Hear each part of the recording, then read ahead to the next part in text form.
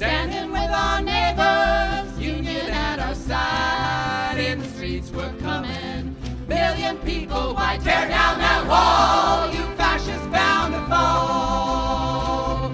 All you fascists bound to lose. Bound to lose. All you fascists bound to lose. Bound to lose. All you fascists bound to lose. You're bound to lose. You fascists bound to lose.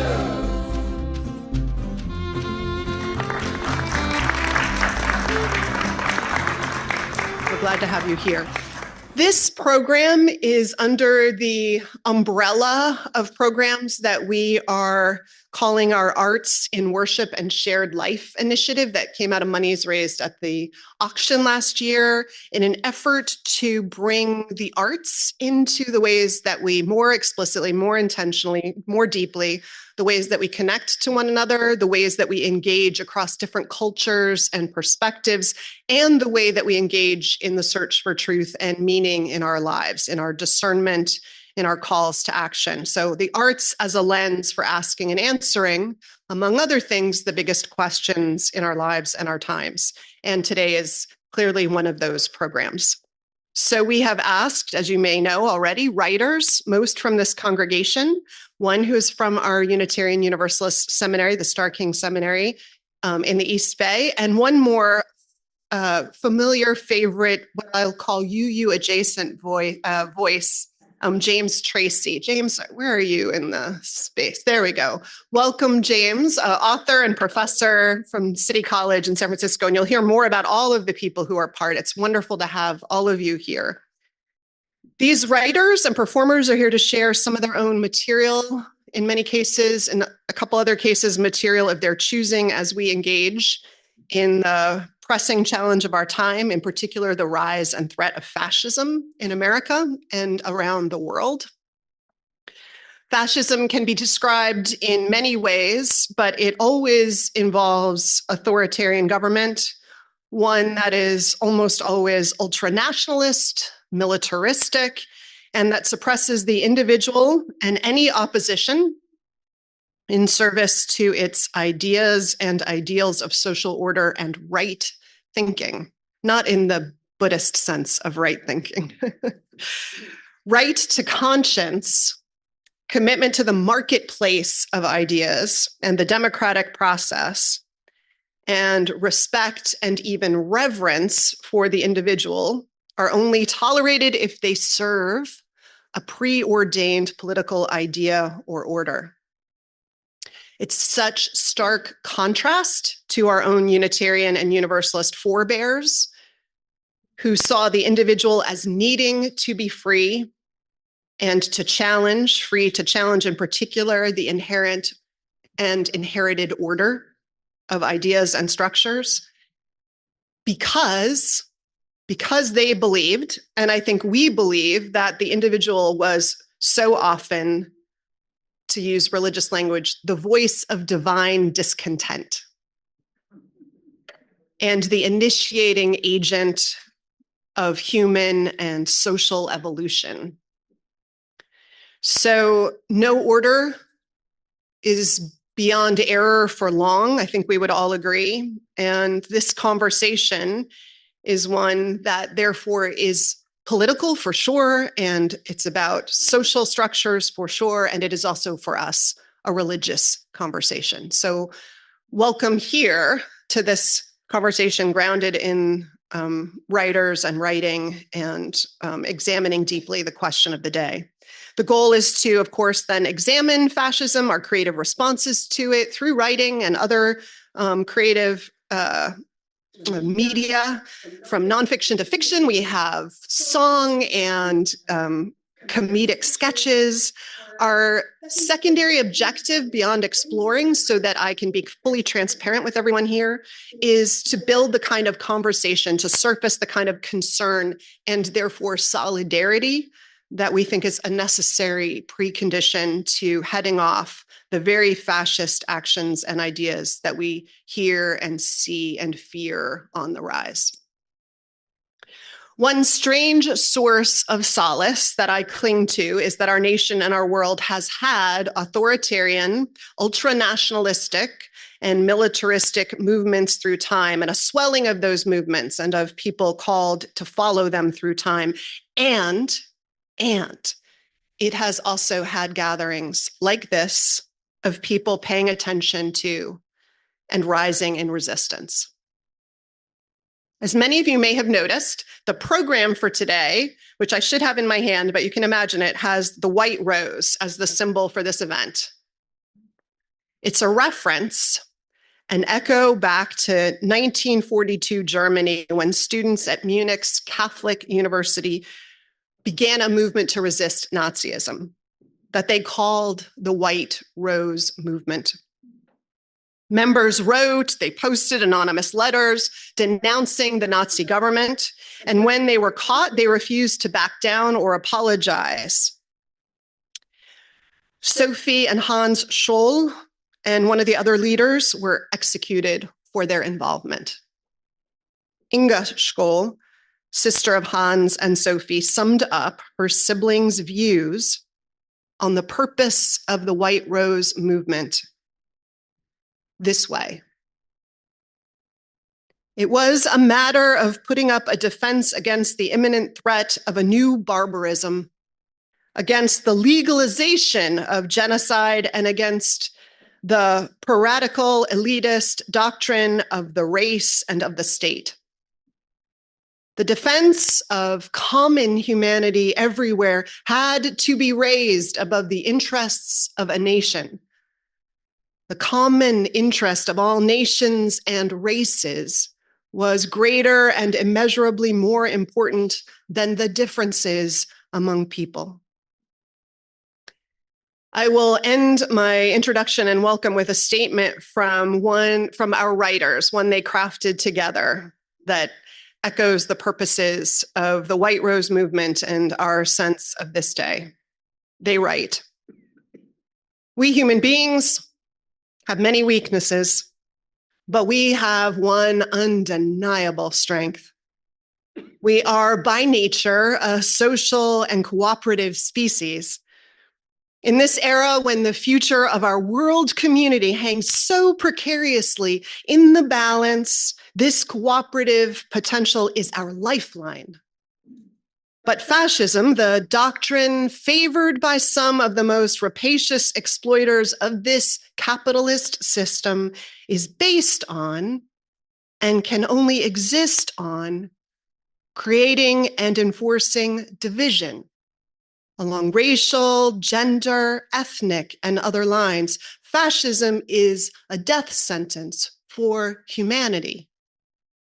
As artists, our ardent ambition is to use our expression to lift the minds and spirits to pursue the truth, that the destiny of all humans are bound together and that our well-being can only be secured through the universal recognition of and practice in our responsibility to one another. It's in this spirit that we gather. Welcome. My name is Bruce Clements. I'm on the committee that formed this afternoon's get-together. Goldilocks and the Three Bears. A really strange story. And hardly a story. The three bears go out for a walk. Goldilocks comes. Goldilocks eats baby bear's porridge and breaks baby bear's chair and goes upstairs to sleep in baby bed's bed. Goldilocks comes along. Why? Where does she come from? Who is she? Why, most of all, do 4- and 5-year-olds with this slim narrative, hardly a story at all, why Do they remember it? Why is it 300 years old? It's 300 years old because 4 and 5-year-olds look at Baby Bear and look at Goldilocks, and they feel Baby Bear's helplessness, and they feel Goldilocks's power. And it's theirs. They look at Goldilocks and Baby Bear and they say, I'm Baby Bear. I'm going to be Goldilocks. And that narrative which they reach for reaches for them. And they see in that themselves as they are now and as they will be. Today's subject is fascism, and writers will read what that word brings forth for them, what they created and are creating because that entity exists. And if they do well, which I suspect they will, you will see fascism out there and in here. To the extent to which we see fascism out there, we are informed. To the extent to which we see fascism in here, it's brutal idealism. We will leave this room bigger people. I'm going to offer a brief bio to each of our writers so you get a little bit of a sense of each of them before they speak. Gregory Stevens will speak next. Gregory, who some of you heard from this morning so beautifully, is the founder of the Unitarian Universalist Eco-Socialist Network and an organizer with the Party for Socialism and Liberation. They have a BA in Religious and Gender Studies from the University of South Florida and other college degrees. Gregory, I'd love to invite you forward. I actually mixed up my work bio with this, which should have been more artsy than just listing off degrees. So each of us is going to present and come at this from a different angle. Fascism is not just what happened in Italy or in Germany, but it also did. And so my version is going to be a little bit of history. Some of the other presentations will be a bit different. I'm also exploring the different acts of sabotage that happened in Nazi concentration camps. But it's important to remember that there was also deep political organizing happening on the outside, and that it wasn't acts of sabotage that they were hoping would save them, but it is that deep political organization. If you want to learn more about that, there's a book table in the back where you can learn all about being politically organized. But here we go. The power of story lies in its ability to transcend time, place, and individual experience. Stories connect us to the depth of our being, creating a bridge between our personal lives and broader human experience. They're vessels of meaning and carry wisdom, culture, and identity through generations, shaping our understanding of the world and ourselves. Stories inspire, instruct, and challenge us, often leading us toward a greater sense of purpose or awakening our inner courage. I threw this in here because we're at a Unitarian church. Religion, at its heart, is the storytelling of our ancestors, tales of faith, of struggle, love, and revolution, woven through the tapestry of time. These sacred narratives carry the wisdom of those who came before us, guiding us with their lessons, their hopes, and their vision for a world filled with greater compassion and justice. In the stories of prophets, of saints, and sages, we find the blueprint of living with purpose and intention, reminding us that we are stewards of not only our lives, but of the world that we're called to heal. But sometimes we get our stories very wrong. Those in power use stories to convince us, to lie to us, and to trick us into believing their version of history. Stories are used to manufacture consent. One story I've learned was a total lie, is that the Jewish people, the gay people, disabled, non-white, and other marginalized communities passively just walked into these gas chambers. This is a lie. This is not how it happened, but this is kind of how I was taught it in school. So I'd like to tell you some other stories. Stories of unfathomable bravery, audacity, courage, strength, and resistance. It's when the conditions are so bad that no matter what you do, it could literally just lead to more death. But still, you act. You act anyway because it's the most meaningful response imaginable. We simply can't stomach the idea of being passive in the face of a system this brutal, regardless of how far we may be from our dreams. It's these stories, of which not many names are always remembered, that I'm interested in keeping alive, ensuring the memory of the dead continues to haunt the living. On October 23, 1943, 1,700 Jews transported from Warsaw to Auschwitz were escorted to gas chambers. When about 2/3 of them had already been taken into the chamber, a rebellion broke out. Among the several hundred left, they were in the undressing room, and of what unfolded is still kind of like a foggy story, and there's various versions of it.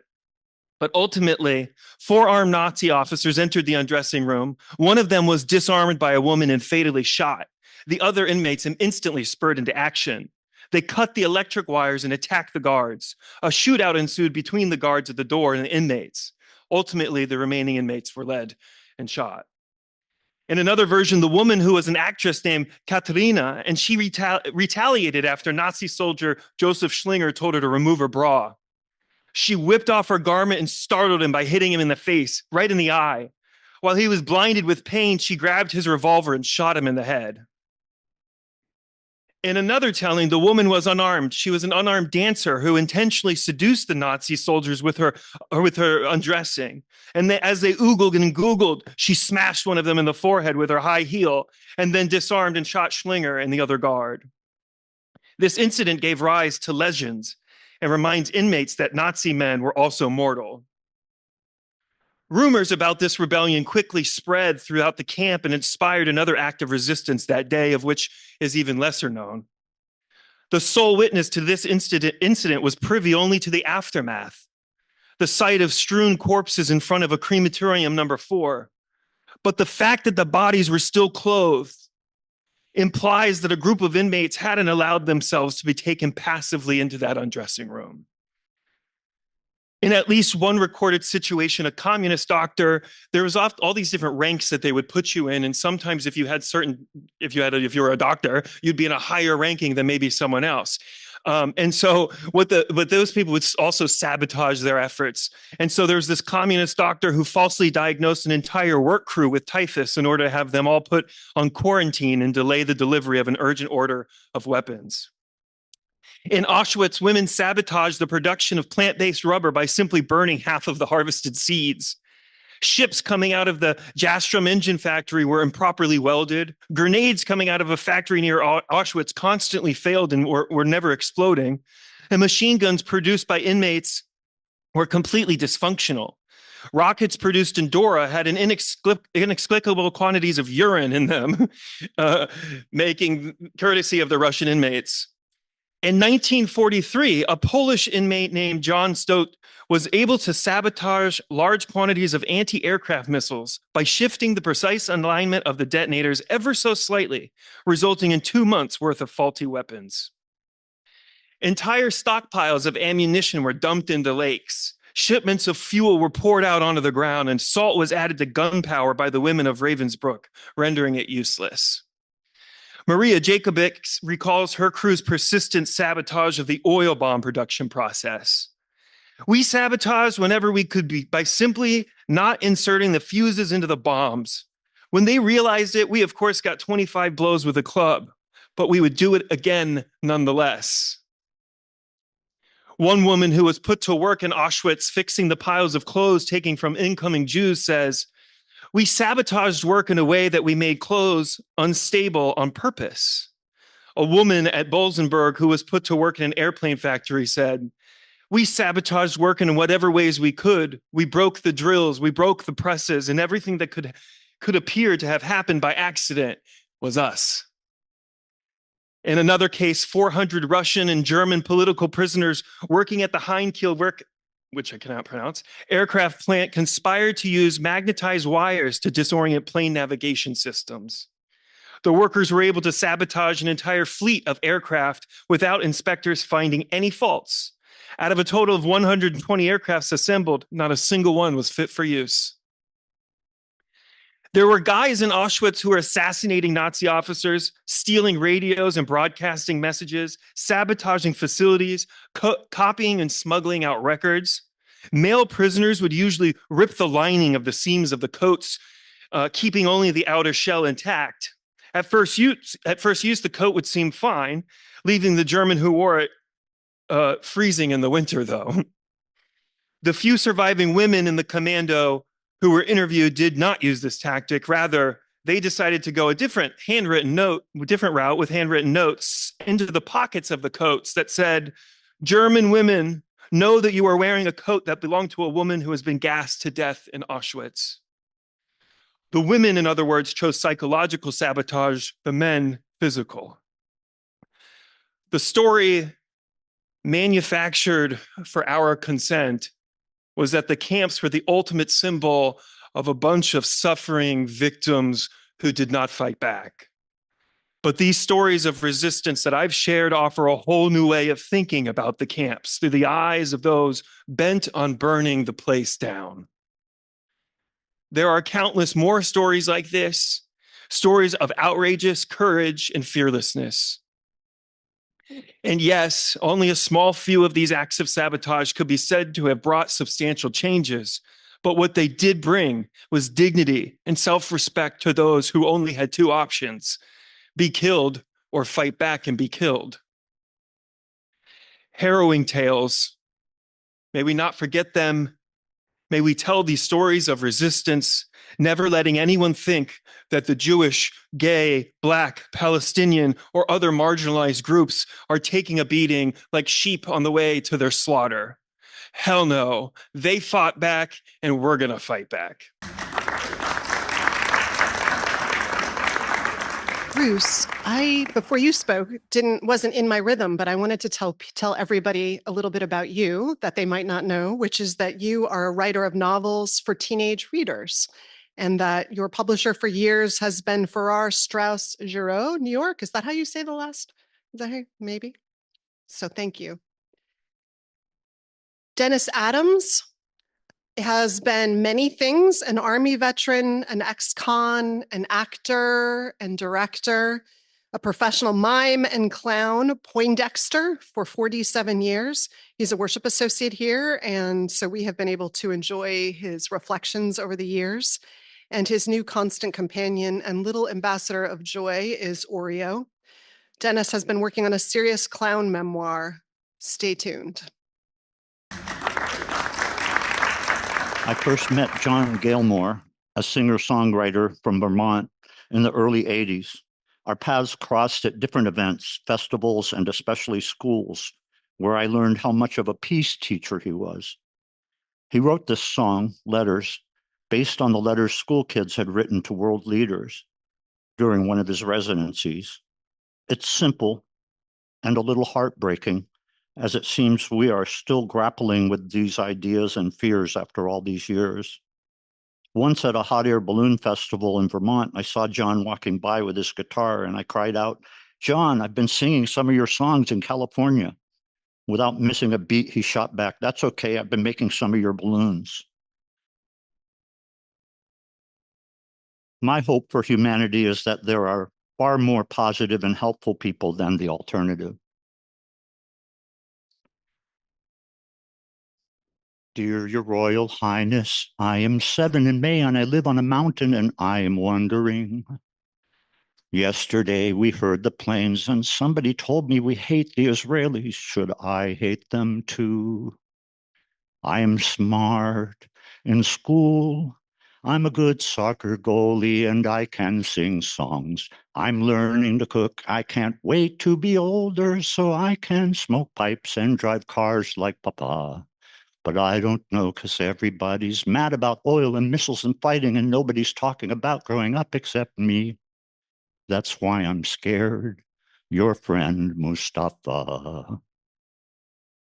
Dear Mr. Premier, I am Tanya. I am 8. I live with my mother and my sister and Sasha, my cat. My father's in the army. He's never in Kiev, so he writes long letters where he's guarding the border to save us from China. I love cosmonauts and ballet dancers floating in space. I love to watch swimming and track on TV. I want to be a baker when I'm big.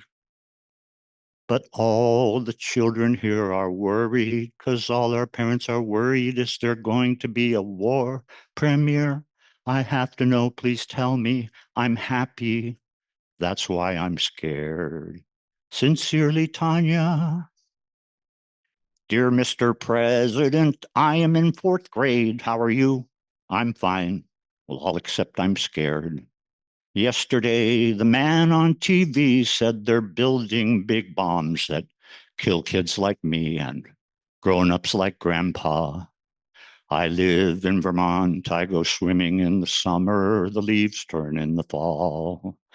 Then snow is great for sledding. Dad gets grumpy in April, but I love to bake mud pies and I'm learning ukulele. But sir, please tell me, should I finish my vegetables so I'll grow big and strong, just like my pa?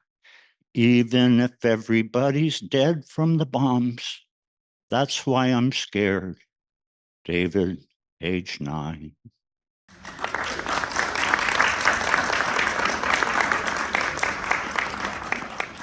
Robin Larsen is our next speaker. Robin has focused on journalism, film studies, and teaching after earning a PhD at Temple University. She taught communications at CSU San Bernardino from 1995 to 2011. After moving to San Francisco to be close to family, she has been writing an historical novel titled An Awful Sunday, about the murder in 1870 in Omaha of her great-grandfather, Jeremiah McChaney. Robin, we're thrilled to have you share next. It's called Our Buffalo Hunt. And it's in the voice of Jeremiah himself. The book is divided into 3 parts, and the points of view of the first part and the third part are from the daughter, Margaret, who is investigating why Jeremiah is murdered. Jeremiah was a printer for the Omaha Republican newspaper in 1859 to 1870 when he was murdered. And then he left the paper because of failing eyesight, supposedly, and became a policeman. And he was murdered while during an arrest.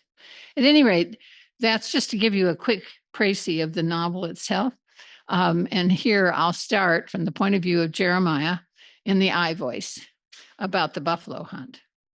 I am a flea on a griddle in the middle of emptiness, rolling along on a Pawnee Pinto through Nebraska Territory's most desolate stretch of sandhill country. We're on the famed Union Pacific Railroad excursion of 1866 to promote the arrival of its 2 new rails at our 100th meridian. Our train, which consists of a car of notables, 5 passenger cars, a dining car, and a baggage car, has just carried 200 men, women, and children to the new town of Columbus. A dozen of us, who call ourselves hunters, are now headed for the Dismal River, Sioux country, where white men do not go, while the rest have returned 260 miles to Omaha. They say this river is home to wild animals traveling in large numbers, those most of us of interest to us being herds of buffalo, which white men on horseback usually do not want to meet. We've ridden to the track's end in the company of the 5 directors of our famed Union Pacific Railroad, as well as with Abraham Lincoln's son, Robert, to celebrate how our new track is expected to knit together all rail travel from Manhattan to Frisco. The land itself is a big hump, a hump that seems to move underneath us. It is not comfortable land. On itchy pawnee ponies provided by our guide, Charging Bear, we lurch up and down its shaggy inland dunes that all look the same. I am wishing I were home in my garden in Omaha City at 15th and Farnham, pulling up milkweed, that scratchy, useless plant that thrives in our sticky yellow clay, which when broken, drools a milky juice. But instead, I'm riding along the dismal on ponies Charging Bear and his war party claim they stole from a Pawnee camp on the Blue. But suddenly, out the corner of my left eye, there are buffalo, a blurry, blackish brown streak, twice the width of the one we saw yesterday. Between cracks of thunder, I hear thunderous drumming. This time, we try to outrun them by turning our horses north, away from the South Loop. But then this new herd also turns north. Does it see us as its quarry rather than the other way around? Train and the other men are riding to my right. Were I not so terrified of being swept under this seething animal ocean, I would laugh at how these tenderfeet are gripping their saddle horns. But it's no time to think. Just ride and ride and ride. Hope somehow to stay off to the right. Let this 1,000-legged monster roar by. At last, we see the tail of the monster herd. The roaring dims first to a pulse and then a low rumble. Finally, our hunting party gives chase. We fire hundreds of bullets into the herd. None fall. We slow to a walk.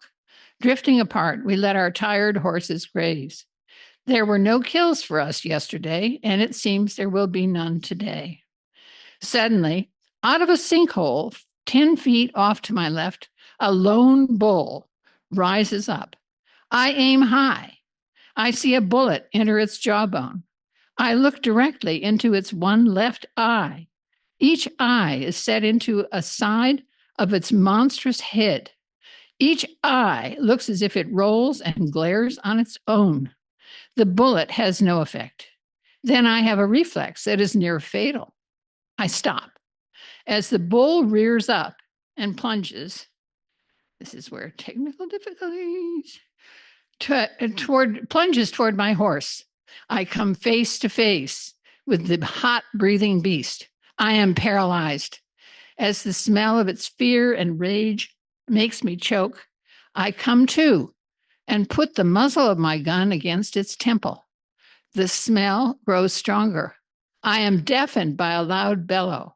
I fall off my horse and roll away. It lunges again at me, grazing my head with its hoof. I roll away again as it overshoots my shaking body, which I then roll in the opposite direction. It no longer seems bent on killing me. It scrambles after the branch of the herd running north. I will never understand why it was in that sinkhole. Was it injured?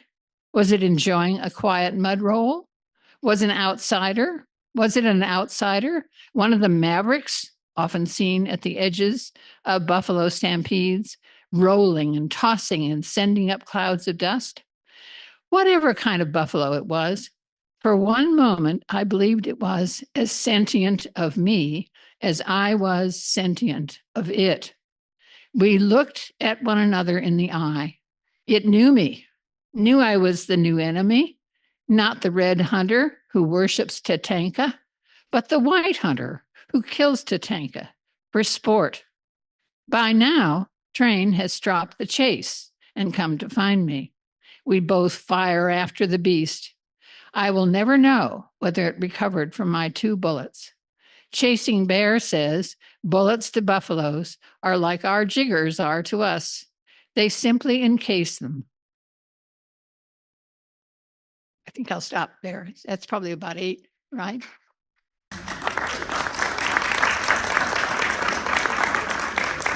Tyson Casey is going to be joining us on Zoom. He's a seasoned coach, a facilitator, an educator, and an assistant professor of leadership and movements at Starr King School for the Ministry. As a teacher and a mentor, Tyson uses academic, experiential, participatory, and somatic methods to cultivate internal and interpersonal conditions for emergent and dynamic decision-making, leadership, and liberation. And it's our honor to welcome you here with us through the miracle of technology. Thank you so much. I'm so grateful to be here, and thank you for letting me join via Zoom. I want to talk a little bit about embodying democracy today. And before I do that, I want to honor the many people that have contributed to the cultivation of these words I'm going to share. Specifically, gratitude to the collaborators on this particular piece goes to Christina Moon, Lauren Martinez, Leora Cockrell, Tucker Bolt Culbertson, Mia Marietta, and Joy Foley. So usually such an offering as what I'm going to offer today would be shared within a wider context of shared power or governance training and praxis. And given the timing of 8 minutes, the theory more so than the praxis will be the focal point for today. As I share the words, I encourage you to shift, adjust, and return to your breath and body often.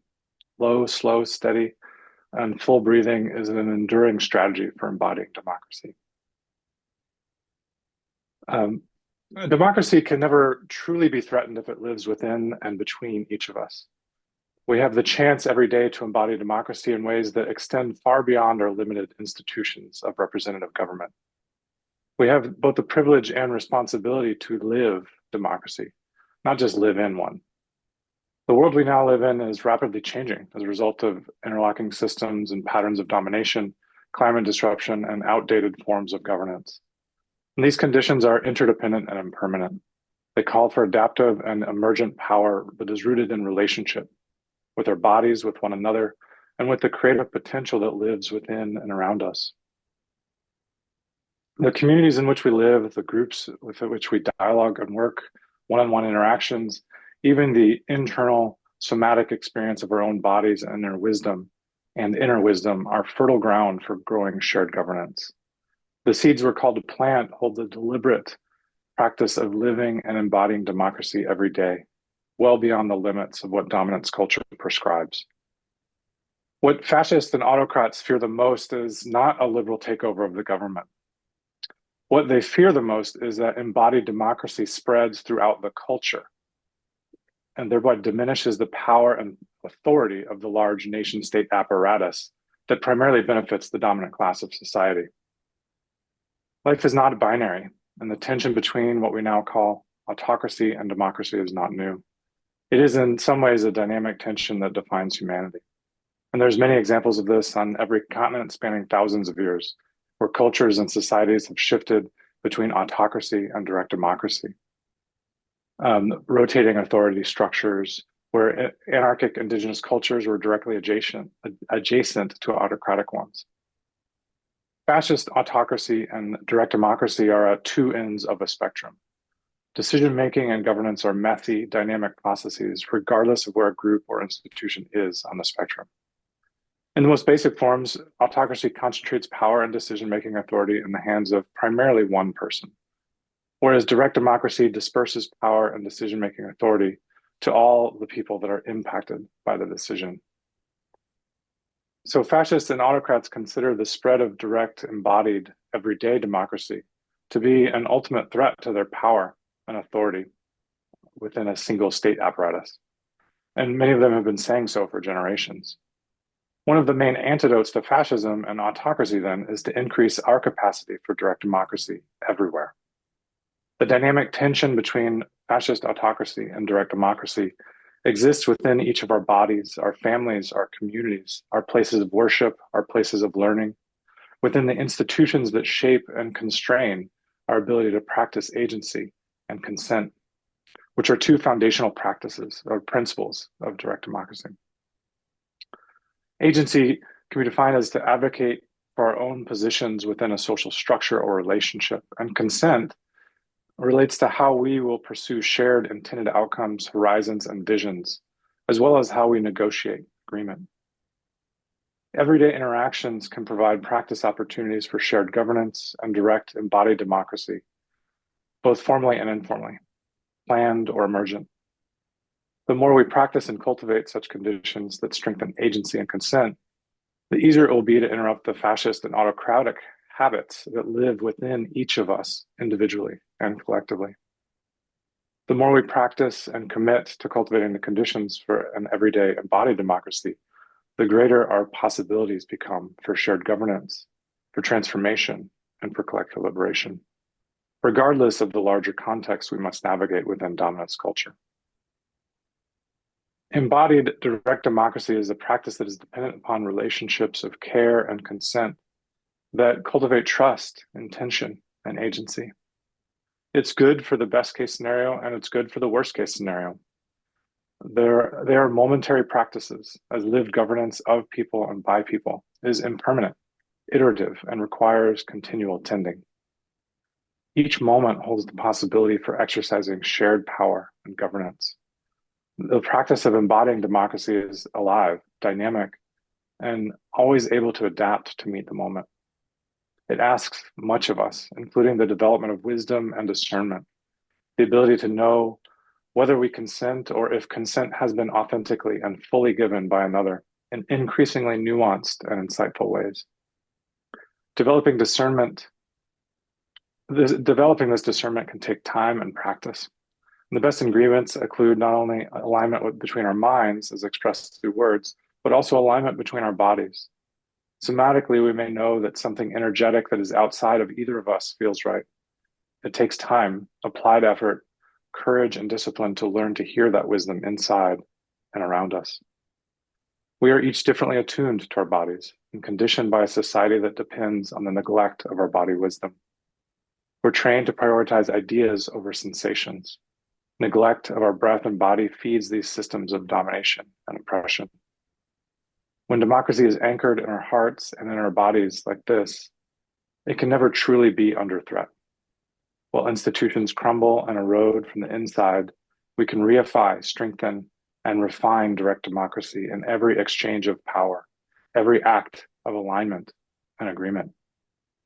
Where institutions are rigid, embodiment is flexible and dynamic. And the DNA of a more beautiful, authentic system in which humanity is accessed and honored are protected and made stronger in each of us. Over time, the practice of direct democracy in our bodies, our interactions, and our communities cultivates a culture of shared governance, agency, consent, and collective liberation. As we prioritize the breath in our bellies over the thoughts in our brains, we can learn to consult far more wisdom than we knew we held. May we practice embodying democracy every day, from the mundane to those magnificent moments, for the benefit of all beings, now and in the future. Thank you so much. I feel like we all should stretch, especially after that, or do something to bring ourselves more. It's such a true invitation. Tyson, thank you. I once went to the doctor because I thought my back was broken, and the doctor asked me a bunch of questions and then very sweetly said, "I think you're just really stressed." Ooh, we need the invitation. Thank you.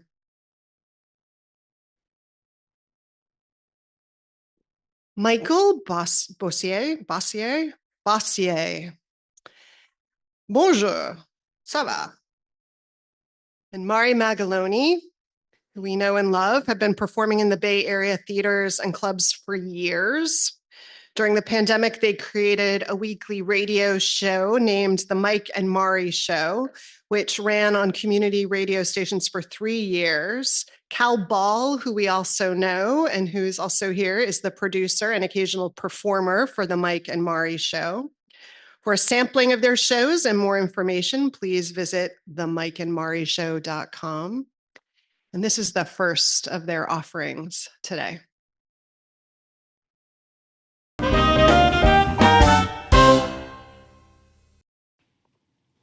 How much does it cost to change the life of one man? What if it was a white man? There's a grave crisis facing our nation. Angry white men are facing extinction. This fragile majority is in danger of fading away. You can help. Through the Andrew Breitbart Fund, you can reach out to one of them by sharing just a little of your pocket change. It takes so little for you to become a special friend to a Caucasian man in need of a purpose, but boy, the impact it can have is worth more than you can imagine. Just ask Alex Jones.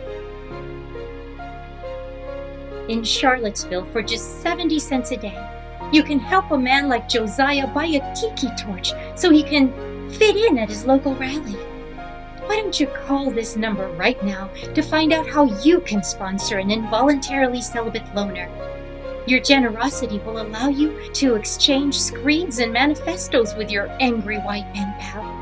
Every email you receive will show you the alternative facts and conspiracy theories you helped make possible. Call now and you'll receive the Daily Stormer in your inbox every morning. Please call now. With a little of your spare change, you can help change the life of an angry white man forever.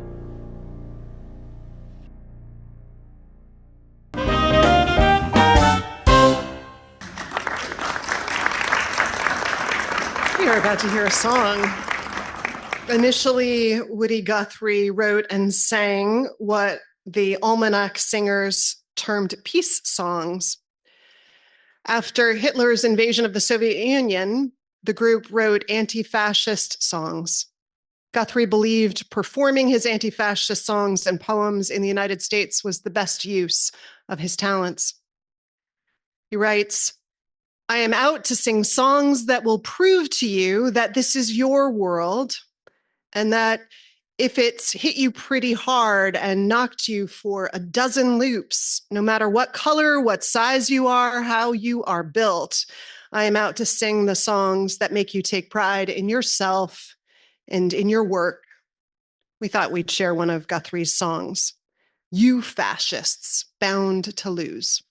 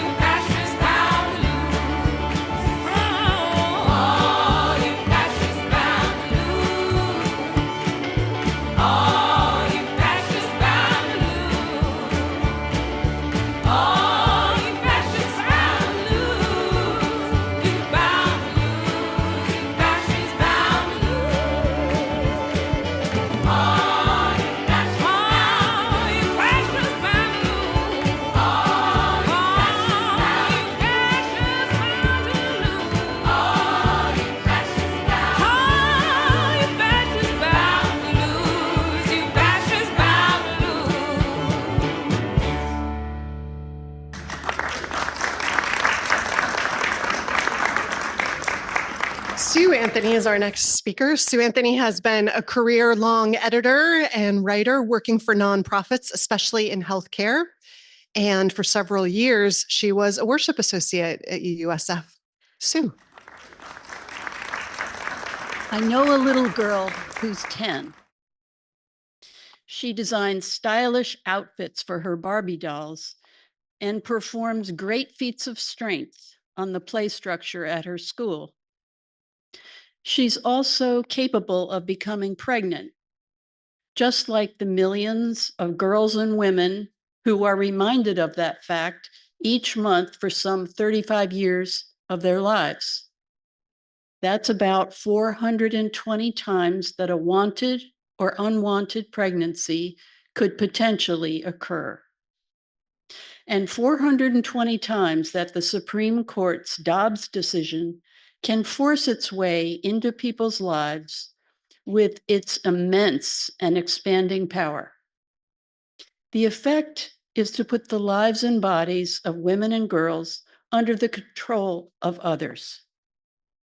And some of those others do mean them harm, particularly if it can be couched as protecting human life from the moment of conception or increasing the fertility rate in America. Soon after the announcement of the Dobbs decision, I listened to a Southern state senator laying out his state's plans for cracking down on birth control and IVF, as well as abortion. He didn't try to hide his glee.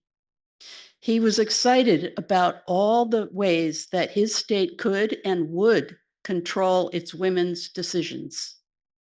Soon there were attempts in various states to introduce the death penalty for women who had abortions and or their doctors. Women with difficult or dangerous pregnancies suffered unnecessarily. Obstetricians began leaving the most affected areas. And then came threats to the family of an obstetrician who performed an abortion on a 10-year-old, forcing us to remember that little girls who play with Barbies are not immune to threats to their agency.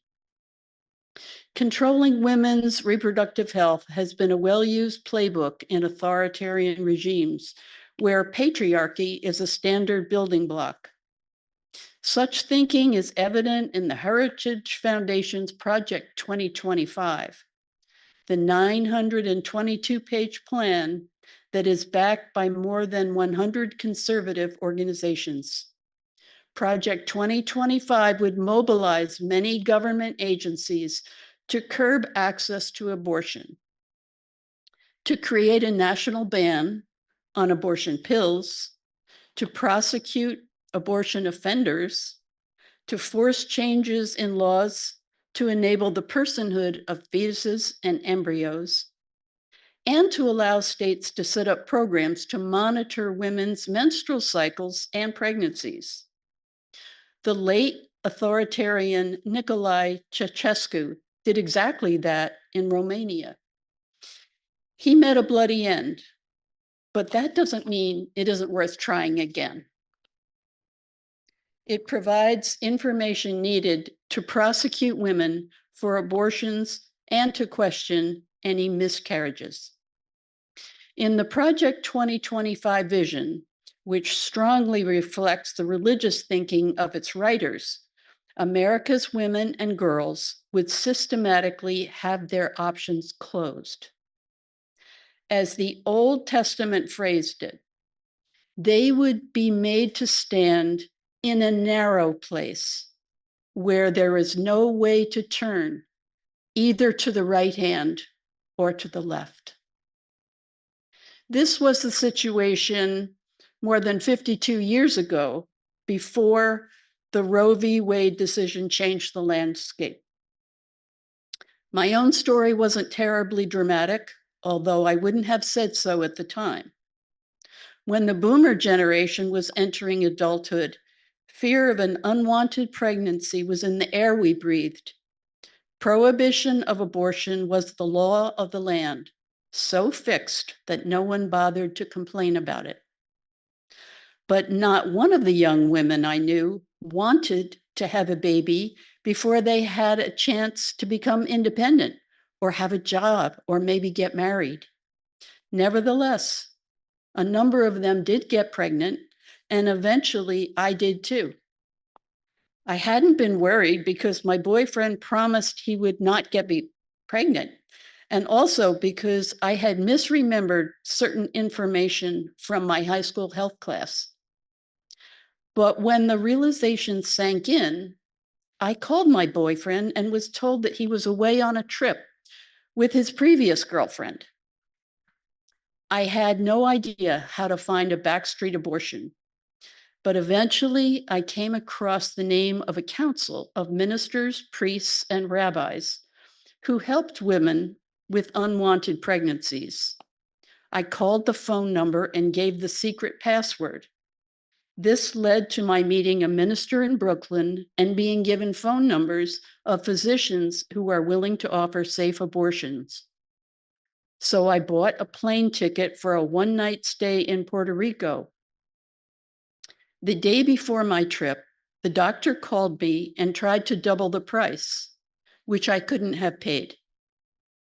Later at the clinic, he got back at me by delaying the anesthetic that had been planned.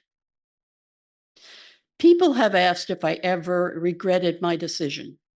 I haven't. I would have had to give up my first job and my first tiny apartment and move back in with my parents, who would have been kind but profoundly ashamed. The financial status of my child and myself would have been precarious for the foreseeable future. But the main reason I was determined to end the pregnancy, regardless of any risk, was because I was not ready to be a mother. I knew, even at that stage of my life, that entering motherhood would be a lifetime responsibility, even if I gave my baby up for adoption. I knew then, and I know now, that motherhood lasts your whole life until your last breath. No one should be made to take that on against her will. All of our girls and women need to be not in a narrow space, but in a space as wide as the universe.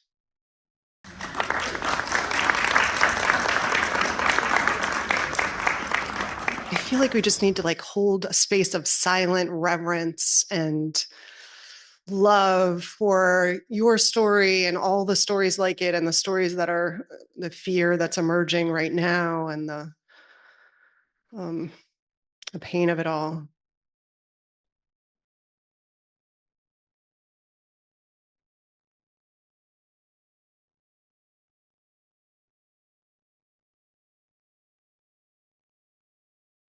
And it's a moment of grace, Kathleen, that you're next. Kathleen McClung, poetry feels like something that could hold us after Sue's sharing. You are the author of 6 collections of poetry. The most recent one, Questions of Buoyancy, just came out. So we're from Longship Press, so congratulations on that. Kathleen teaches at Skyline College, Osher Lifelong Learning Institute, and privately.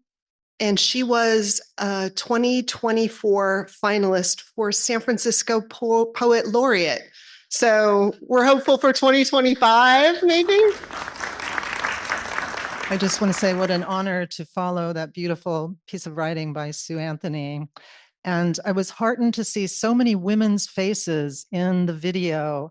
And we women and men need to do all we can to work against fascism. And I want to thank Bruce Neuburger for bringing us together today for this program. So thank you.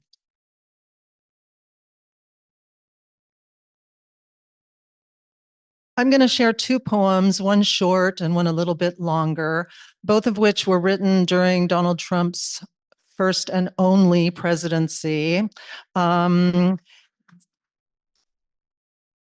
This first poem was written in response to the detention camps at the border in which children were separated from their parents. And I participated in many protests in the streets and walked around for days, furious and wanting to do anything I could to end those detention camps. So this is a poem called Protest Poem, drafted at Golden Gate Donuts. I want, the child's insistent voice. One finger jabs the glass, the donut case. His mother, teaching him to make a choice, inquires, sprinkles, coconut? The boy is deliberating hard. I watch his face. I want, cusp of deciding voice. A bear claw wins. It must look like his toys, small dinosaurs, weird rocks from outer space. His mother beams and nods. You made a choice. His sister in her stroller likes the noise our coffee cups and spoons clink in this place. I wink. I want this moment we enjoy to tick routine in every block. No poisonous detention camps that separate a mother from a child, that snuff out choice on concrete floors. A system's fist destroys the guarded and the guards. So many ways a child rises, falls, discovers voice, or hides. So many ways to birth or crush a choice.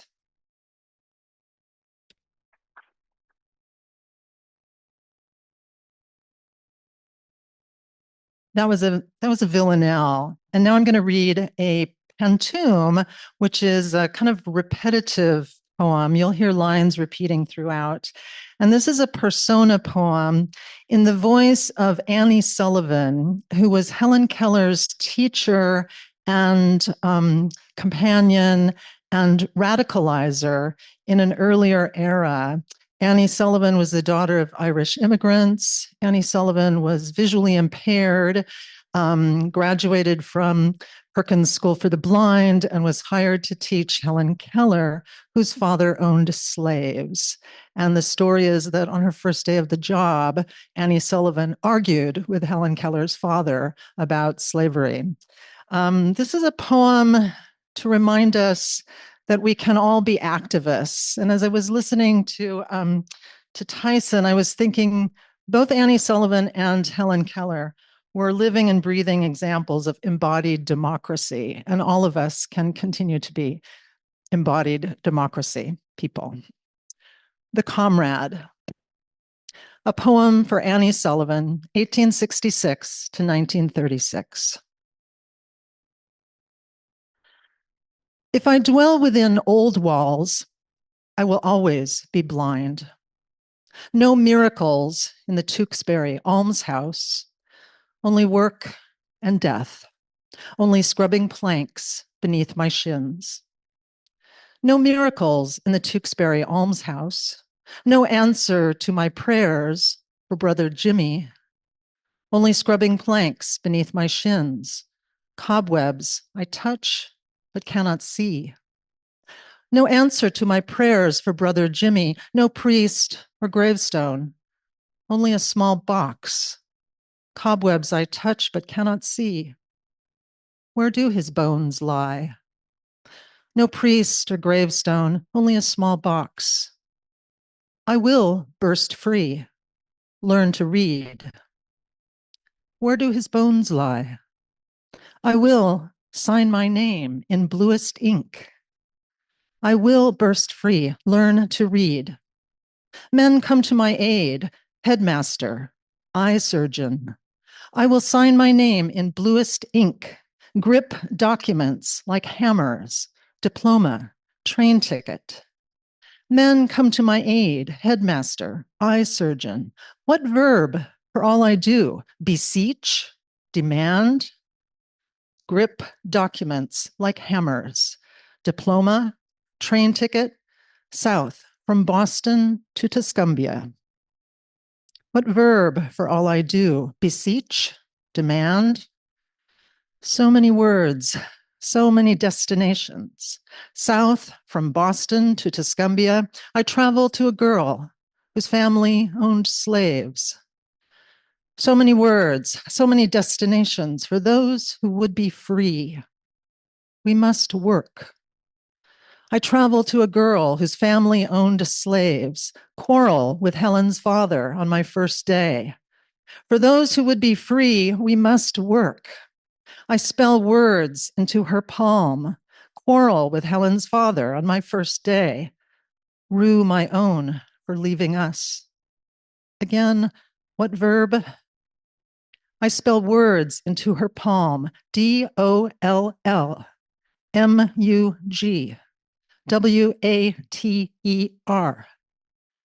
rue my own for leaving us. Again, what verb?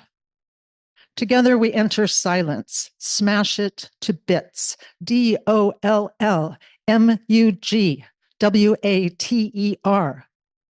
We are each thirsty. I will never leave her. Together we enter silence, smash it to bits. Such fine ribbons she has, and frocks and shoes. We are each thirsty. I will never leave her, never govern her. No, usher over thresholds. Such fine ribbons she has, and frocks and shoes. Braille at Perkins, Marks at Radcliffe. Never govern her. No, usher over thresholds. Suffrage rallies, Rococo theaters, union halls, thick with smoke. Braille at Perkins, Marks at Radcliffe. She travels far, far from Alabama. Suffrage rallies, Rococo theaters, union halls, thick with smoke. Who teaches whom? Guides these expeditions of fingertips. She travels far, far from Alabama, and I from Tewksbury. I refuse chains. Who teaches whom? Guides these expeditions of fingertips. Move and reach.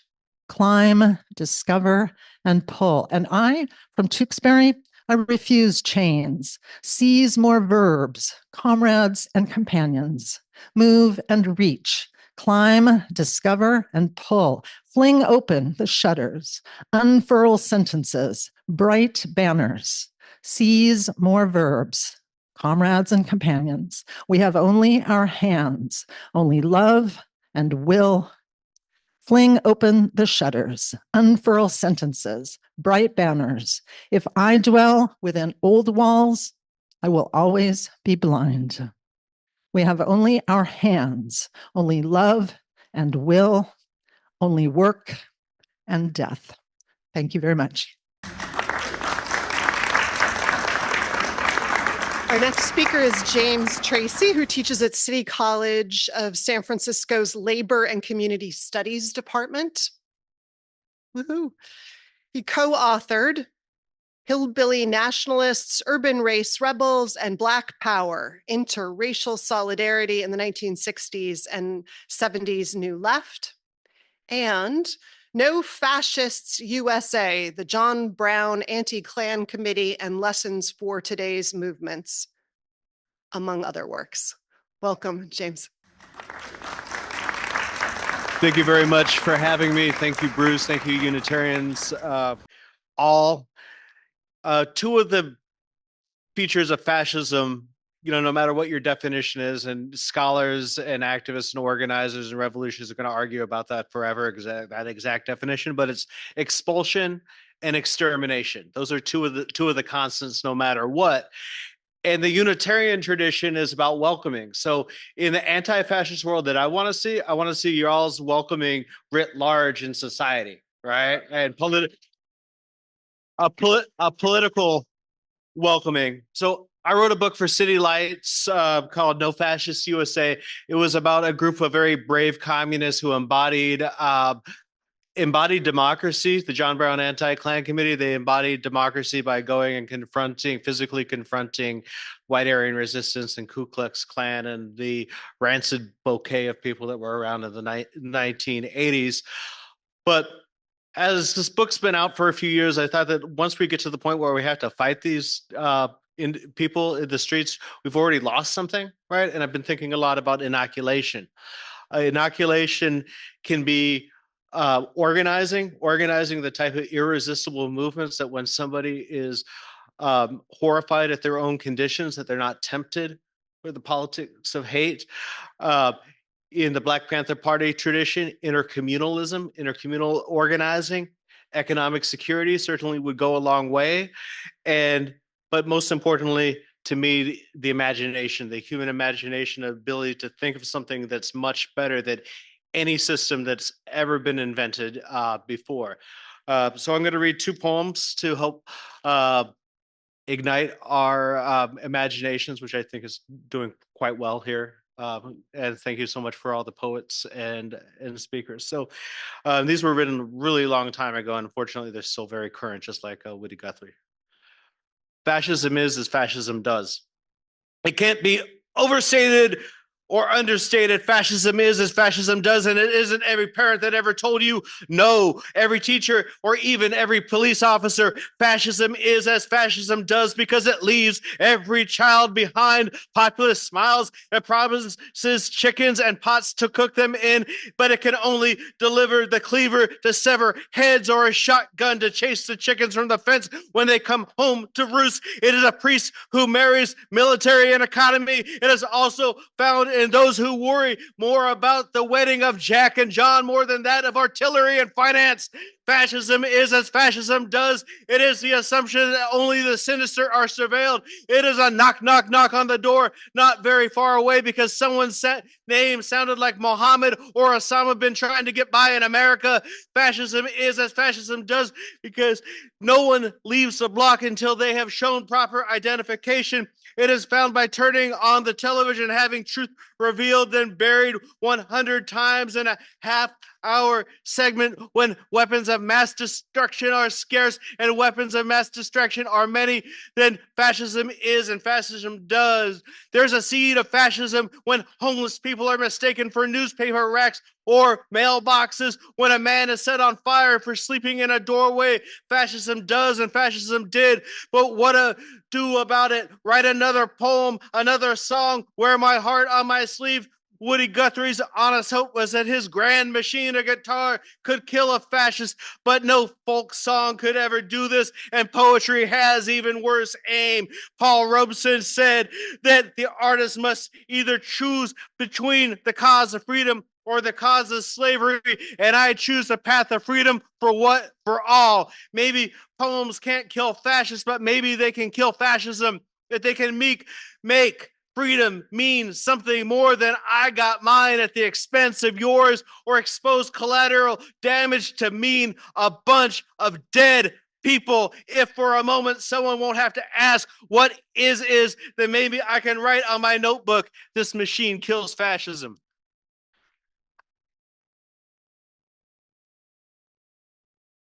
I really hate to read from screens, but this book is so old that this next poem, there's like 2 pages missing right out of it. So luckily, thanks to our cyber gods down on the peninsula, I can talk. November 5th is important. November 6th is really important, more important to me, because no matter what happens in this election, we're going to have chaos. And you are going to have to bring together the type of community that is the people that are blocking and building and trying to get Kamala Harris in to keep Trump out. And we're going to need to have the full spectrum over to the vanguard parties, the unionists, everybody together to keep each other safe through mutual aid. So I'm always suspicious of parties, Republican ones, Democratic ones, green ones, red ones, old ones, first ones, third ones, and I have an infantile disorder. It's a simple love of the people that burns like a ballot stuffed inside a Molotov cocktail. I have often clamped a clothespin on my nose and punched a Chad and pulled the lever. But I really believe that every cook can govern, and behind every "hi, can I take your order?" lies a hidden analysis. I believe that hammers and nails can build so much more than all these luxury lofts, and teachers aren't the real reasons that schools fall apart, and war is the cardiac arrest of the state, and junkies and crackheads have names besides junkies and crackheads like sir and ma'am. The rattle of spare change cups might become the tune of a new revolutionary song. And I believe that Robin Hood was not the only one who was right. Harriet Tubman was right because the road to freedom must sometimes be walked with a rifle. John Brown was right because there is more to life than what is painted white. Ricardo Flores Magón was right because borders are just scars on this beautiful, beautiful earth. And Lucy Parsons was right because a woman's place is front and center in this fight. Eugene Debs served his country better from jail than any president has ever done from the White House. And the most important choices we make are on the days in between the elections. The picket lines walked, local 2, homes unevicted, communities mobilized, cynicism conquered, empires deleted, meanings for once not lost in translation, kindness given, love made, and to that extent, every single one of us votes every day. Thank you. Bruce Neuburger, the man who needs no introduction if you are a regular presence around here and a person for whom we are deeply grateful for lots of reasons. He is a retired teacher and a writer of 2 books, Lettuce Wars and Postcards to Hitler, A German Jew's Defiance in a Time of Terror, that came out this year. Yeah. He's also authored articles on immigration, racial justice, and the Palestine-Israel conflict in Counterpunch and other venues. And he is responsible, in part, everybody participated in making today possible, but responsible like the yeast for today. So we're grateful. Thank you very much. And it's such an honor to be here with all of you and such incredible writers. I'm very honored to be here. I'm going to read from an edited version of an article I wrote for Counterpunch in April of this year. The book Postcards to Hitler tells the story of my grandfather, Benno, who during a five-month period beginning September 20, 1941, placed 14 postcards in the mail in Munich denouncing Hitler and warning of a potential genocide of millions of Jews. On July 20, 1942, Benno stood before a Nazi court, charged with high treason. He defended his actions as the only means he had to bring to public attention the murderous persecution of Jews. The judges accused him of trying to foment revolt against the government. They argued that Benno could have only succeeded in reversing anti-Jewish policies by overthrowing Hitler's regime, which could only have succeeded through violence. Were they correct? Yes, of course. There was no way that the beastly treatment of Jews and other groups could have been ended without mass social upheaval to defeat the Nazi state. Today, Benno's resistance draws praise from people who recognize the terrible injustices of Nazi rule. But in 1942, his acts were denounced as a threat to Germany. What Benno did is what all oppressed people facing persecution have the right to do. Who today would condemn the armed uprising of the Jews in the Warsaw Ghetto in 1943? Of course, the Nazis denounced it, brutally repressed it, and used Jewish armed resistance as justification to reduce the entire Warsaw Ghetto to rubble. Today, the Palestinian people facing grave injustices have resisted both peacefully and violently. And while it's indisputable the Palestinians have been uprooted from their historic homeland, unjustly mistreated, and killed for decades, their right to resist has not been recognized by most Western governments and even among people who uphold resistance in other contexts. Benno was executed in a Berlin prison in September 1942 in the midst of what we now call the Holocaust. At the time, the German armies faced setbacks in combat with the Soviet armies and partisan fighters. As setbacks to Nazi war goals mounted, war-related problems on the home front threatened to undercut support for the war among the German population. The Nazis responded by intensifying anti-Jewish propaganda to fortify the German population's support for the war.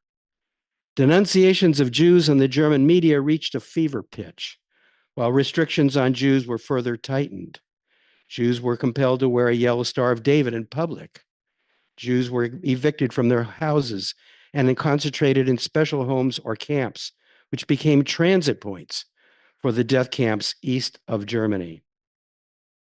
Jews had faced persecution since 1933, whose aim was to drive them from Germany. But by the winter of 1941-42, the aim was no longer to force them to emigrate, but to murder them. There are clear parallels between this history and the war against the Palestinians. The years of persecution and occupation aimed at driving Palestinians from their lands have now become something more sinister: mass murder. Like my grandfather, who denounced what he saw as genocide that had yet to totally materialize, Palestinians have resisted what is clearly a conscious, purposeful move to genocide. While some might recoil at comparing Israeli leaders like Netanyahu, Smotrich, and Ben-Gvir with Hitler, Goering, and Himmler, these comparisons are not off the mark. We see this in the willful ethnic cleansing in the West Bank, and the massacre of men, women, and children in Gaza, and in the ideology that lies behind the slaughter, an ideology of racial and ethnic superiority, a nationalism with a racial orientation. The Nazis sought to cohere national unity on the basis of Aryan superiority. Today's Israeli leaders seek to cohere the Israeli nation around the notion of Jewish superiority, often in blatant racial terms. Whether one refers to a Jewish race or an Aryan race, or as in the US, the so-called white race, these mythologies are meant to dehumanize one group, to justify their mistreatment and dispossession. The Nazi dispossession of Jews was called Aryanization. The Nazi racial mythology, in Nazi racial mythology, only those with Aryan blood had the right to hold property. Today, the dispossession of Palestinians is justified through biblical mythology. In both cases, they reinforce adherence to hateful doctrines with material rewards. They were and are meant to build fanatic loyalty that breeds willingness to carry out the most barbaric brutality. In Germany, the non-Jewish population watched as Jews were marched through the streets to the train stations, taking them to the death camps in the east. In Israel, as Palestinians in Gaza face death by extreme violence and starvation, many Israelis have remained silent or even assisted the starvation by blocking trucks carrying food supplies to Gaza.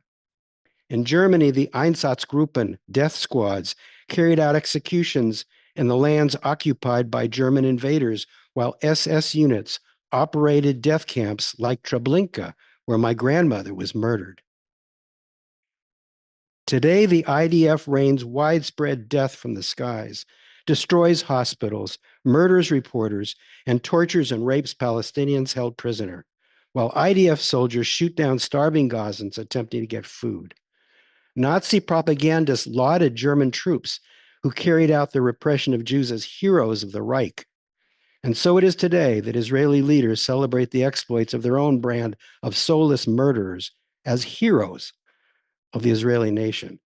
Are the Israelis carrying out crimes as did the German government in the 1940s? Yes.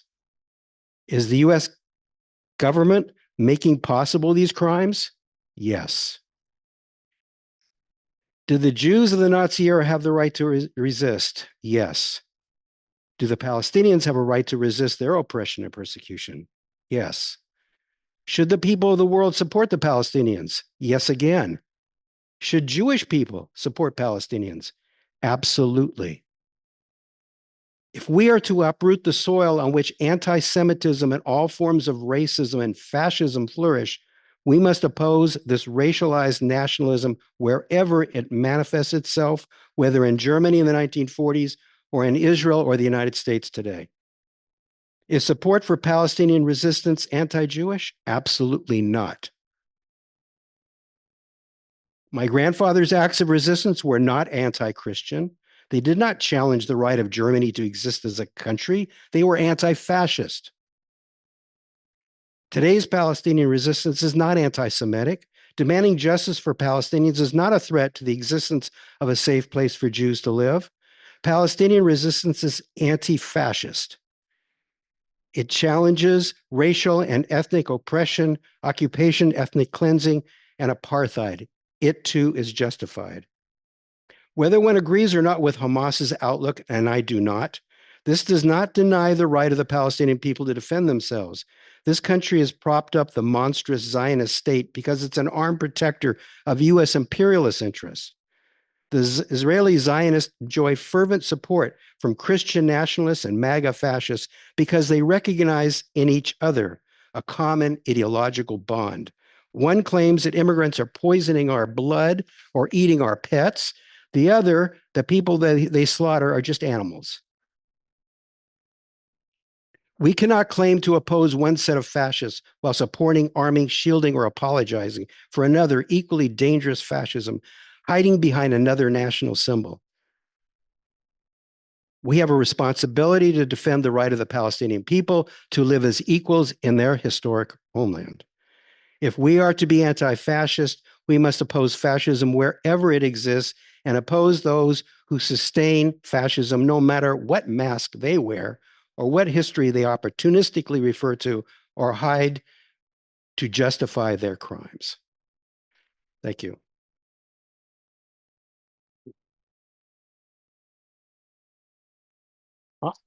On that note, in terms of the possibility of getting out of this crazy and madness, there's going to be a program here on Friday evening, where Palestinian former fighter and an ex-IDF soldier are going to be together. They've been traveling together. They're going to be here. They're going to be talking about how it is that they've gotten themselves out of this ideological trap that so many people have been put into, and talking about a way forward. And I think that it'd be great if anybody here who can come. It's going to be from 5 to 7 here in this room on Friday, October 4th. Thanks.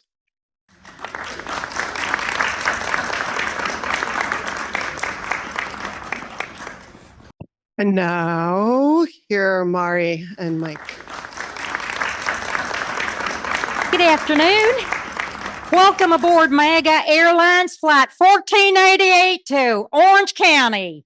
This is MAGA Airlines Flight 1488 to Orange County. We have a full flight today, ladies and gentlemen. We ask for patience. All seats in coach are taken, and the first class cabin is at capacity with both seats filled up. This is your captain speaking.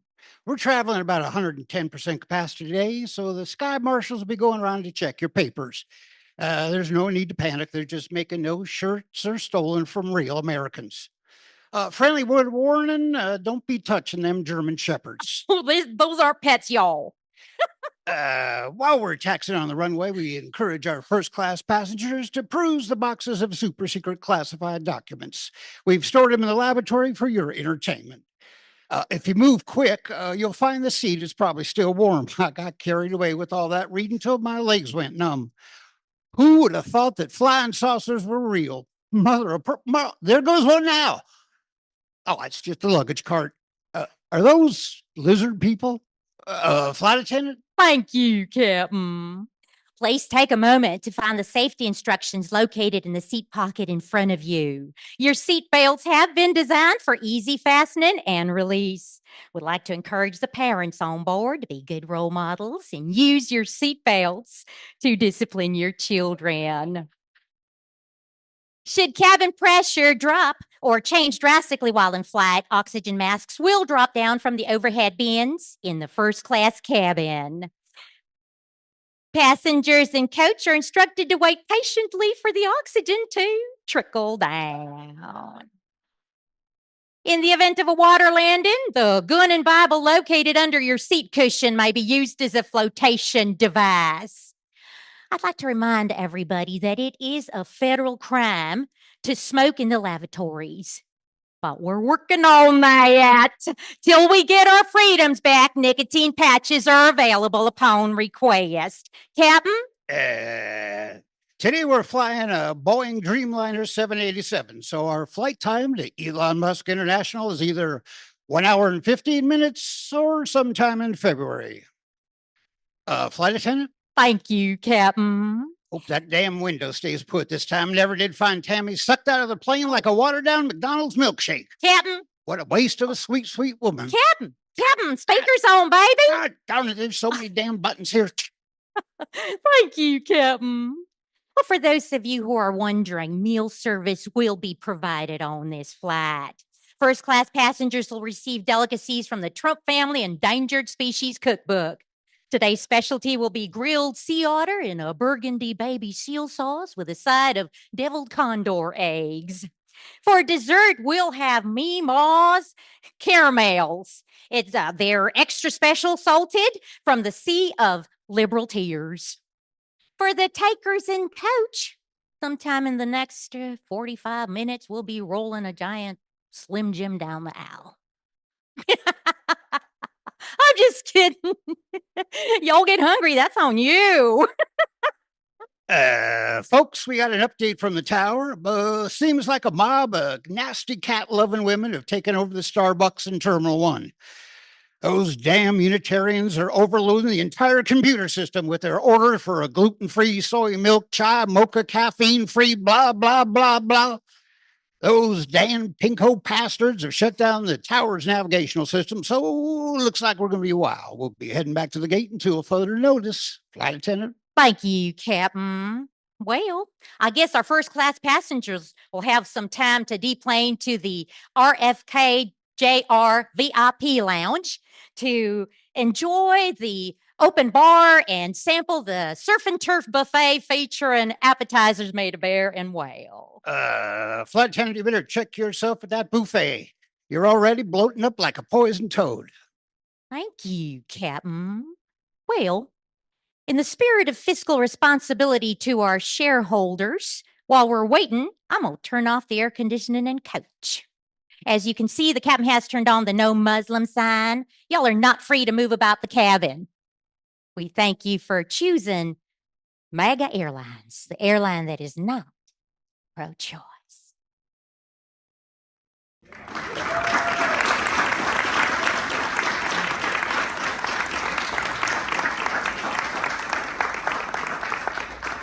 Woo.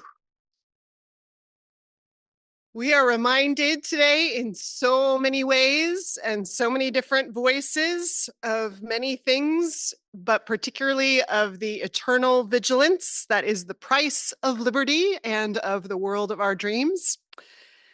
And we have a history to remind us that we have to speak up early and often when we feel and see it on the rise, the things that we named today.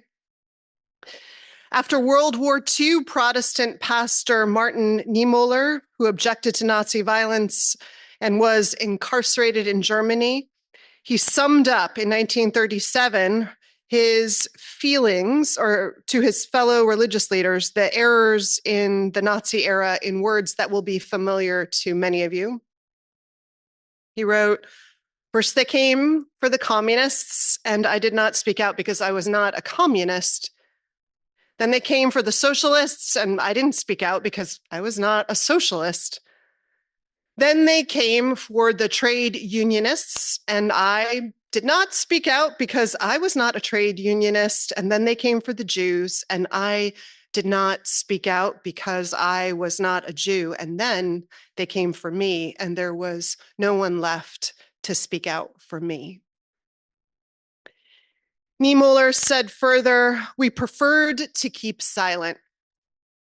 We are certainly not without guilt or fault, and I ask myself again and again, what would have happened if in the year 1933 or 1934, There must have been a possibility. 14,000 Protestant pastors and all Protestant communities in Germany, what if they had defended the truth until their deaths?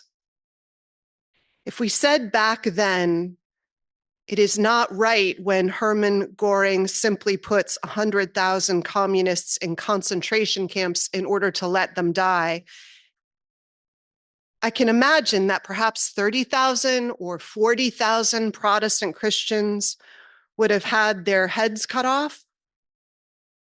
But I can also imagine that we would have rescued 30 to 40 million people, because that's what it's costing us now.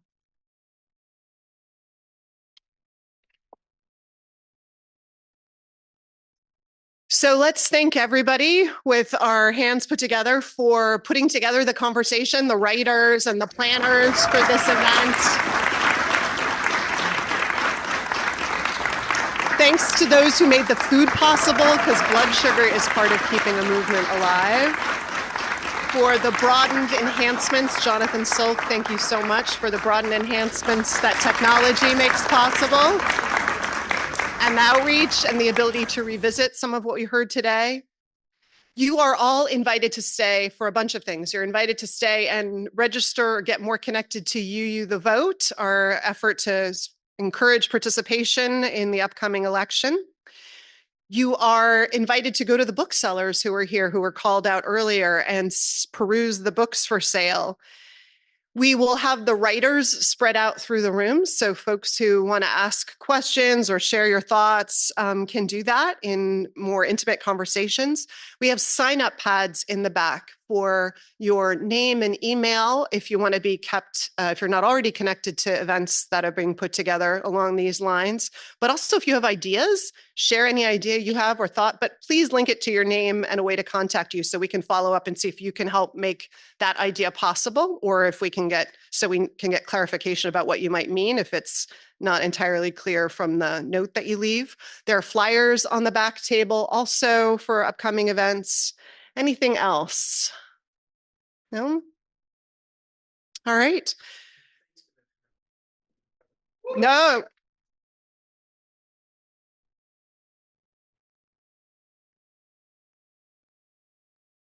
And thanks to all of you, because we have nothing if not our time and energy and focus, and it's precious. And so thank you all for being here and for the solidarity that we have nurtured and everything that's had its seed even in this moment together, these moments together today. So thank you. Please have some food and get to know each other better and continue the conversation.